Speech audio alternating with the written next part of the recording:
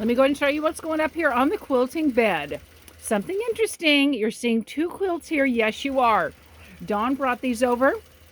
She's made 4 t-shirt quilts, 3 for the grown sons, 1 for her husband. This is the last one for the sons. I've already finished the other 2. If you go back and look in the channel, you'll see those other quilts being done. And this one's for her husband. He was involved in the military. He was involved in firefighting. And these are the t-shirts that he has accumulated over life. Many, many, many, because of course she made 4 of these. And I'm sure there's some t-shirts that didn't even make the cut with all the activity. So this is just such a great way to be able to love on your family and friends and share these great, amazing memories. When you have t-shirt quilts, they always need to be stabilized. She's used an amazing stabilizer. SF101 is a great woven press-on iron-on stabilizer. Also, June Taylor has a really great one. I have done t-shirt quilts that have not used the woven, and it's okay. It's okay. It's just not quite as stable. So I would always recommend this given the option. When you're going to put your t-shirt straight together, as she did, the last ones I did by somebody else actually had a sashing in between, and so it wasn't right the same situation. But if you're going to put your t-shirts right together, I always suggest a couple things. One is leave a wider seam, because that will help to distribute the bulk better.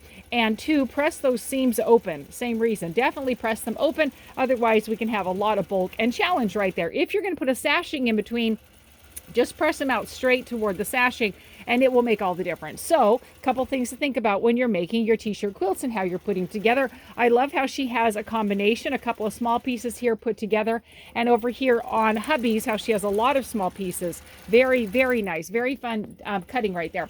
A couple of things is she had one big backing. She got 108 inches, and so both t-shirt quilts are able to fit. She wanted the same backing on both. I am doing self-binding, and so I made sure they were separated far enough that when I do the trimming right here, I will have at least 3/4 to 1 inch on each side, which I will have at least that much. So that was something I was aware of. Because I'm doing self-binding, I'm also keeping the design in just a tad, because it will be a lot easier for me to do the self-binding when I have a little bit more space to be able to trim the front and the batting equal to each other.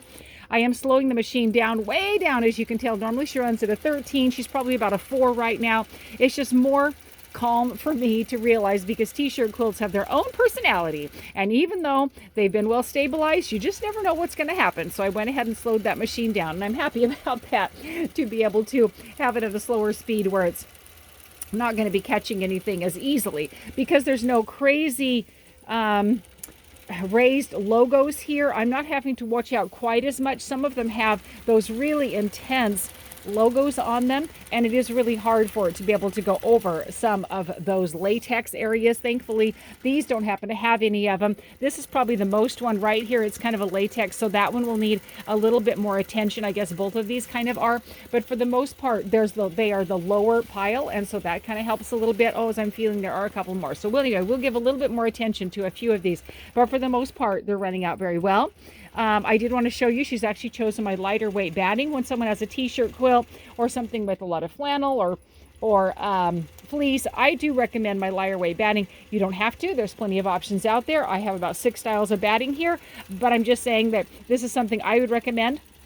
That lighter weight batting is going to help, because the quilt itself is already very heavy because of the t-shirts, the extra seam, and the stabilizer that's there. So a couple things to be aware of. Again, anytime you have quilts that can run on the same backing, please leave the backing together. That really helps. All right, have an amazing quilty day.